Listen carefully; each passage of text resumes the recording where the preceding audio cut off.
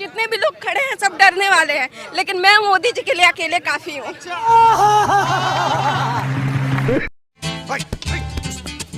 आगे भी आपके भलाई के काम मैं करता रहूंगा।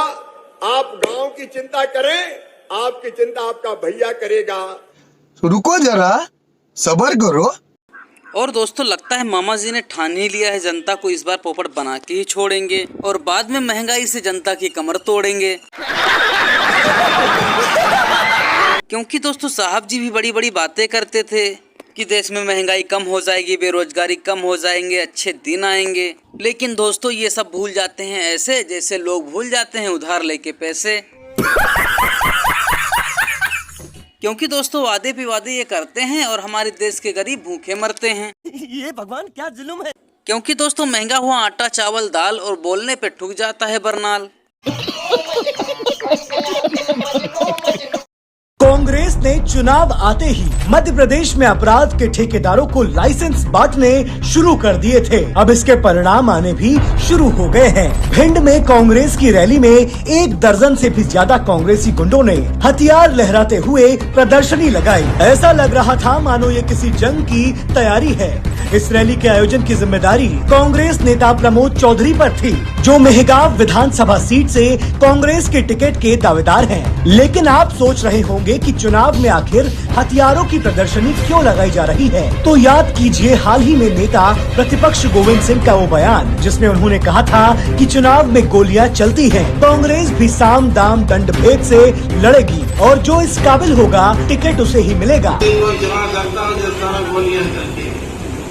इसलिए हर उम्र के कमजोर आदमी है जो हीरा नाले से मन न करे।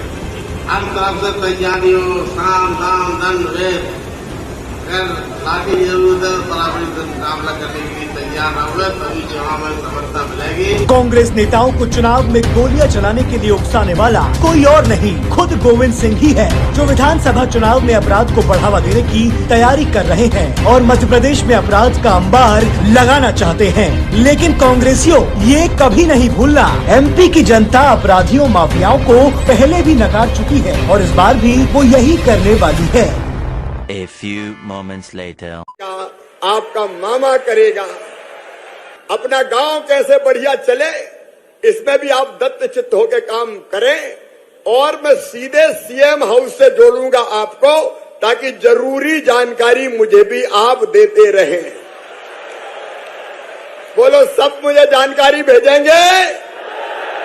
एक अवसर में तय कर दूंगा ताकि कोटवारों से जानकारी आए और समय समय पर साल में एक बार आपका सम्मेलन भी करूंगा। मित्रों, हम सब मिलकर साथ चलें अपनी जनता के सेवा के लिए और मध्य प्रदेश के निर्माण के लिए। मुझे आप सबका साथ चाहिए।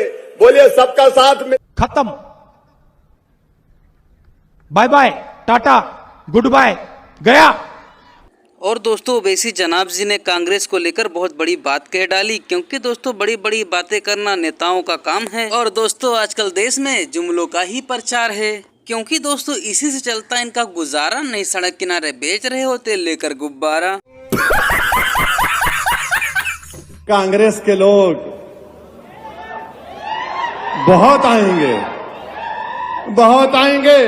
अरे मैं तो तुम्हारे लीडर से कहूंगा कि अब की बार वायनाड नहीं हैदराबाद से मुकाबला करो मेरा।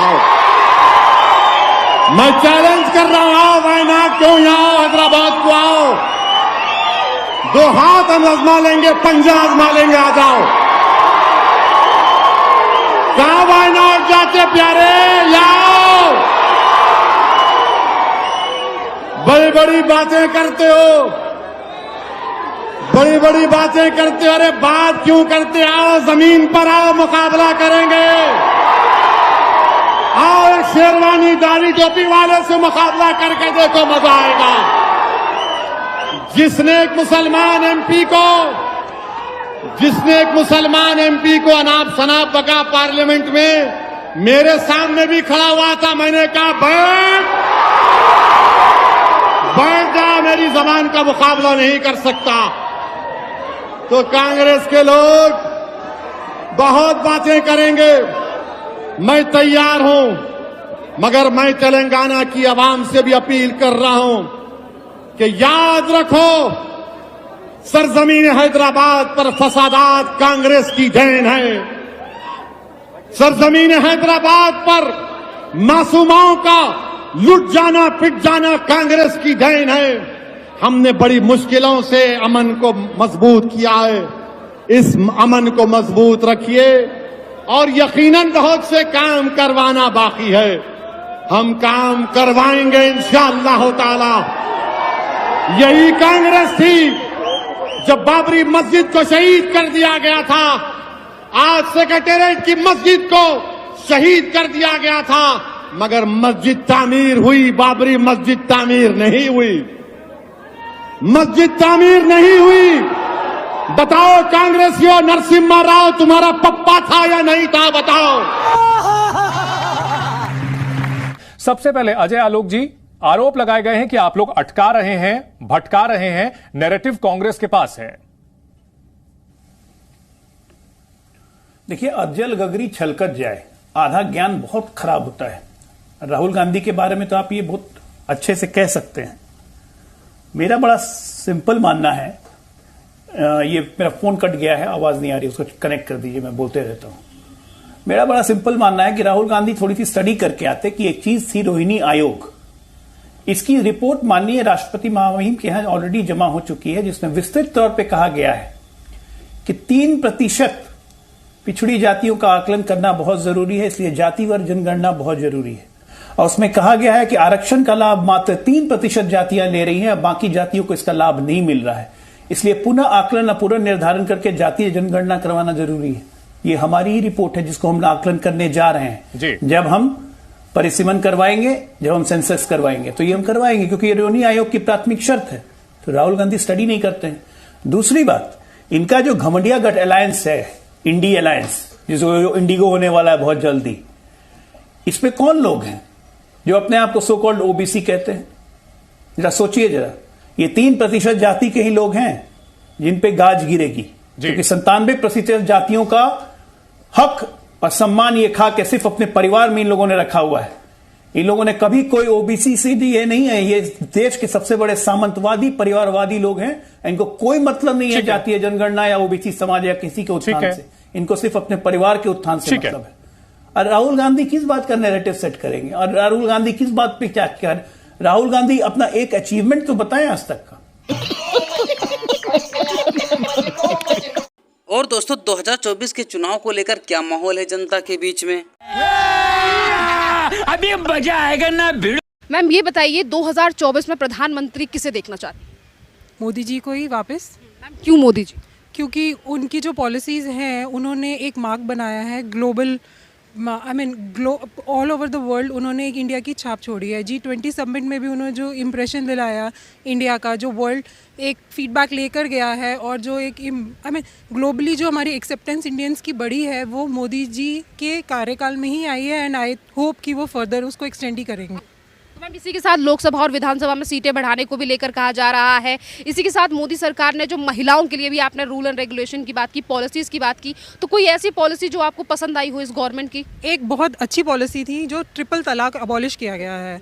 उसने लेडीज़ में एक बहुत अच्छी, मुस्लिम लेडीज़ को, महिलाओं को एक अच्छी अपॉर्चुनिटी दी गई है, क्योंकि उनकी कंडीशन बहुत मिजरेबल थी कि एक बार देखिए प्राची जी, ये नतीजा है बीजेपी और आरएसएस की फैलाई हुई नफरत का। जो उन्होंने हमारे देश में इतनी नफरत जो फैला रखी है, खास तौर से मुस्लिम समुदाय के खिलाफ, उसका नतीजा आप हम सब देख रहे हैं कि नई हिंदुस्तान की नई पार्लियामेंट के अंदर, नई सदन में रमेश भिदूरी, बीजेपी का मेंबर ऑफ पार्लियामेंट, खड़ा होता है और मुस्लिम एमपी दानिश अली को गालियां बकता है। वो शब्दों में यहां पे इस्तेमाल भी नहीं कर सकता, आतंकवादी, देशविद्रोही और काफी सारी गालियां बकता है। ये गालियां उसने सिर्फ एक इंसान को नहीं दी है, ये गालियां उसने पूरे मुस्लिम समुदाय को दी है। अब सोचने वाली बात यह है प्राची जी कि उस वक्त उनकी मानसिकता क्या रही होगी। क्या सोचा होगा रमेश भिदुरी ने उस वक्त जब ये गालियां दे रहे थे सामने दानिश अली को?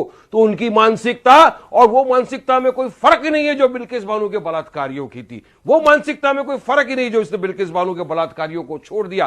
पहलू खान के कातिलों की भी वही मानसिकता थी। ट्रेन के अंदर जिस पुलिस वाले ने मुसलमानों को गिन गिन के लाया, उनको गोली मारा, उसकी भी मानसिकता वही थी। हर आए दिन गली नुक्कड़ के ऊपर जो मुसलमानों को गालियां देकर मार दिया जाता है, कभी जेएसआर के नाम पर मार दिया जाता है, कभी ये नहीं बोला उसके नाम पर मार दिया जाता है, कभी गाय की तस्करी झूठी इल्जाम लगाकर मार दिया जाता है। ये वही मानसिकता है, ये वही मानसिकता सदन के अंदर भी दर्शाई रमेश भिदुरी ने। उनके दिमाग में वही चल रहा था। हम तो कहते हैं ना कि इसीलिए कि इतनी नफरत फैलाओगे तो ये दिन आने ही है। अब तक तो एक गली के गुंडे की तरह मैं यही तो आपसे पूछ रही थी, रमेश भिदुरी ने जो कहा उसे आपने एक पूरे समुदाय से जोड़ दिया, आपने उसे पूरे एक धर्म से जोड़ दिया, वारिस पठान जी। लेकिन जो दानिश अली कह रहे थे, जो आरोप दानिश अली पर लगाया गया है बीजेपी के सांसदों की तरफ से, उस पर भी आप सवाल करेंगे कि नहीं? प्रॉब्लम नहीं है, जोड़ूंगा। सुनिए, मैं किसमें सवाल करना नहीं करना मुझे सब मालूम है क्या हो रहा है। उसने दानिश अली ने बोल दिया ना कि ये सिर्फ और सिर्फ उनको डिस्ट्रैक्ट करने की बात है। उन्होंने कह दिया कि ऐसा कुछ नहीं था। लेकिन दूसरी बात यहां पर यह आती है, दानिश अब तक उसको रमेश भिदुरी को सस्पेंड क्यों नहीं किया?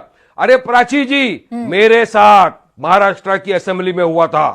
मैं खुद इस बात का विक्टिम हूं कि जब बीजेपी वाले ने मुझे जबरन कहा कि वारिस भाई सदन में बैठना है तो भारत माता की जय कहना होगा। मैं अरे बाप रे, ये तो धोती खोल रहा है।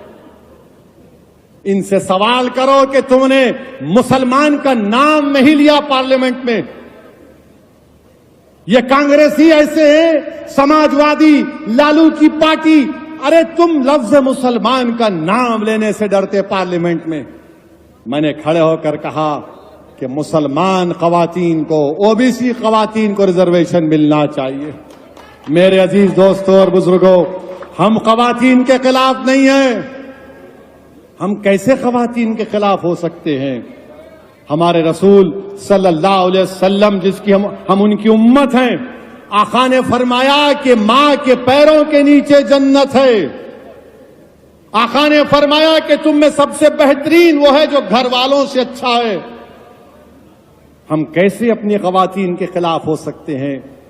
ये लोग नहीं, आप खवातीन के खिलाफ है। अरे तुम खवातीन के खिलाफ भी हो और मुसलमानों के भी खिलाफ हो। तुम ओबीसी के भी खिलाफ हो, तुम मुसलमानों के भी खिलाफ हो। और अभी तो रुको, क्लाइमैक्स अभी बाकी है। मोदी जी के जैसा कोई अच्छा इंसान है ही नहीं इस दुनिया में। उनसे अच्छा कोई भी ऐसा इंसान नहीं है जो अच्छा हो। उनके सिवा हम पूरे भारतवासी किसी को नहीं मान सकते। वो हमारे लिए सब कुछ है। हमारे देश को ऐसा प्रधानमंत्री मिल चुका है जिसके मिलने के बाद हमें लगता है कि हमें अगर 2 रुपए भी मिले तो भी हम खुश रहेंगे। उन्हें इसलिए लग रहा है क्योंकि वो मोदी जी की महत्व नहीं समझ रहे हैं। वो समझ नहीं पा रहे कि मोदी जी हमारे लिए धीरे धीरे देश में बदलाव कर रहे हैं। एक बैग तो कोई चीज हो नहीं सकता, धीरे धीरे होगा। और देखिए यहाँ जितने भी लोग खड़े हैं सब डरने वाले हैं, लेकिन मैं मोदी जी के लिए अकेले काफी हूँ। और योगी जी को भी मैं बहुत प्यार करती हूँ। ऐसा क्या है? ऐसा बस यही है कि उन लोगों के जैसा कोई शेर अपने भारत में, पूरे हिंदुस्तान में कोई नहीं है। कुछ माहौल में बदलाव दिखाई दिया क्योंकि महिला इतनी माहौल बदल चुकी है जितना कभी नहीं बदला था। आज माहौल बहुत ज्यादा बदल चुका है, इतना कभी परिवर्तन नहीं था, बहुत बदल चुका है। हम चाहेंगे कि जिंदगी भर जब तक मैं जीऊँ, मेरी लाइफ रहे, मोदी जी भी जिए और योगी भी जिए और जिंदगी भर ये लोग रहे। किस मुद्दे पे वोट? मैं इसलिए वोट दूंगी कि वो लोग हमेशा हमारे भारत में रहें, हमेशा उन लोगों का हर एक चीज इस भारत में मौजूद रहे। प्रधानमंत्री नरेंद्र मोदी देश को 9 वंदे भारत ट्रेनों की सौगात देने जा रहे हैं। वीडियो कॉन्फ्रेंसिंग के जरिए प्रधानमंत्री इसका शुभारंभ करेंगे और बोल रहे हैं पीएम, सुनिए। राज्यपाल श्री, अलग अलग राज्यों में मौजूद मुख्यमंत्री साथी, केंद्रीय मंत्रिमंडल के मेरे सदस्य, राज्यों के मंत्री, सांसदगण, विधायकगण, अन्य जनप्रतिनिधि और मेरे परिवारजनों, देश में आधुनिक कनेक्टिविटी के विस्तार का ये अभूतपूर्व अवसर है। इंफ्रास्ट्रक्चर विकास की स्पीड और स्केल 140 करोड़ भारतीयों की आकांक्षाओं से बिल्कुल मैच कर रही है। और यही तो आज का भारत चाहता है। यही तो नए भारत के युवाओं, उद्यमियों, महिलाओं, प्रोफेशनल्स, कारोबारियों, नौकरी पेशा से जुड़े लोगों की एस्पिरेशंस है। खत्म, बाय बाय।